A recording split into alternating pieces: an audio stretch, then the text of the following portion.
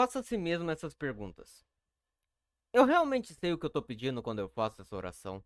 Eu realmente quero aquilo que eu acho que eu tô pedindo? As minhas intenções ao rezar estão de acordo com as intenções de Jesus ao ensinar essa oração? Eu posso dar alguma prova a Deus de que eu tô sendo sincero nesses pedidos?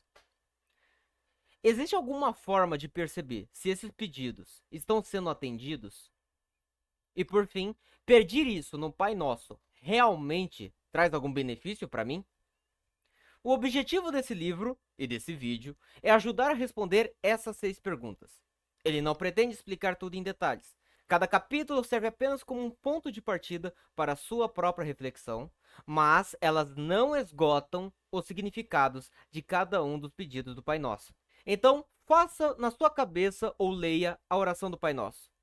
E pense nessas perguntas. E depois, veja o vídeo ou leia o livro, se você quiser, com atenção e boa vontade. Ao final, veja se alguma dessas questões ficou mais clara. Se sim, o objetivo foi cumprido.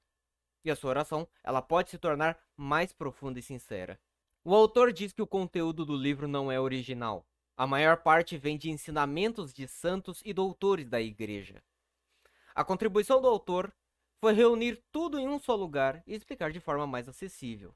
No final do vídeo, vai ter inclusive algumas indicações bibliográficas para vocês. Cada pedido do Pai Nosso será ligado a uma bem-aventurança, um dom do Espírito Santo e a recompensa dessa bem-aventurança. E esse conjunto, ele forma um ciclo espiritual que ajuda o homem a se aproximar de Deus e dos santos. Então nós começamos com a primeira linha do Pai Nosso. Pai Nosso que estais no céu. Quando você chama Deus de Pai, não é a mesma coisa que chamar ele de Senhor. Pai mostra uma relação muito mais profunda. O servo não herda nada do Senhor, mas o filho herda tudo do pai. Existe uma ligação real ali. O pai vê o filho como alguém que vai crescer e um dia ocupar o lugar dele. Então, chamar Deus de Pai é entrar nessa relação de herança, proximidade, transformação. Chamar Deus de Pai envolve a nossa parte espiritual, porque é nela que a gente realmente se aproxima e se afasta de Deus. A todo momento a gente tá indo ou pro alto ou pra baixo, ou pra Deus, pra mais perto de Deus, ou pra longe dele. E na morte isso se fixa.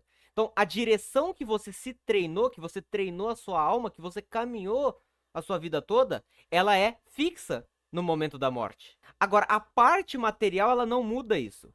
Não importa se você viveu mais ou menos, melhor ou pior, isso não te aproxima de Deus necessariamente. A vida material é tipo a relação de um servo com um senhor. Pode melhorar ou pode piorar. O servo, o trabalhador, ele pode ser amigo do seu senhor, do seu patrão. Essa relação ela pode melhorar ou piorar, mas nunca vai virar algo mais profundo. Nunca te transforma de verdade. Mas na relação de filho, você se torna parecido com um pai. Então, quando você chama Deus de pai, você está falando da sua parte espiritual. Daquilo que pode se tornar parecido com ele. Se fosse para pedir coisa material, fazia mais sentido chamar de Senhor, não de pai.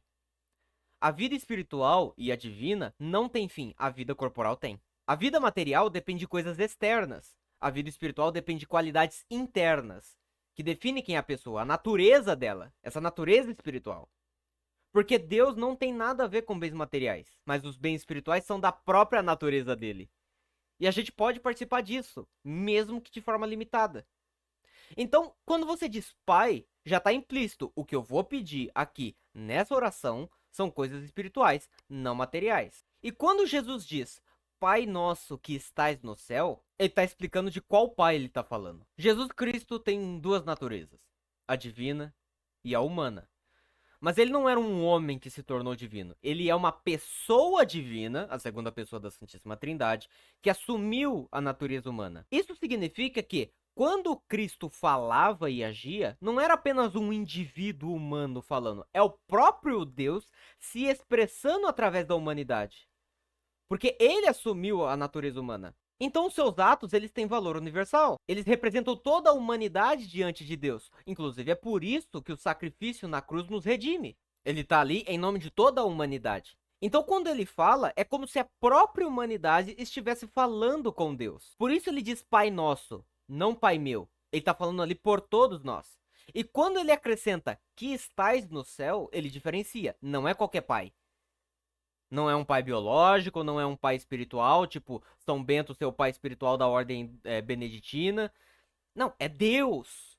O Pai do céu é Deus. Então a frase tem dois lados. Pai nosso mostra que temos algo em comum com Deus. E que estás no céu lembra que ele é totalmente superior. A oração começa colocando a gente como filho de Deus. Mas tem um problema. Deus sabe o que a gente precisa. Só que a gente nem sempre quer isso. Ser filho de verdade é querer o que Deus quer. Ou seja, querer os bens espirituais. Querer se aproximar dele. Desejar o que ele deseja. Só que a gente vive distraído e nem lembra disso. Então a oração serve para isso. Te lembrar do que você deveria ser. Ela coloca na sua frente o padrão da sua própria natureza. Esse padrão é a plenitude da natureza humana. E aí é simples, quando você vive de acordo com isso, você age como filho. Quando vive só pelos seus interesses pessoais, você age como servo. E você age abaixo da natureza humana, da plenitude da natureza humana.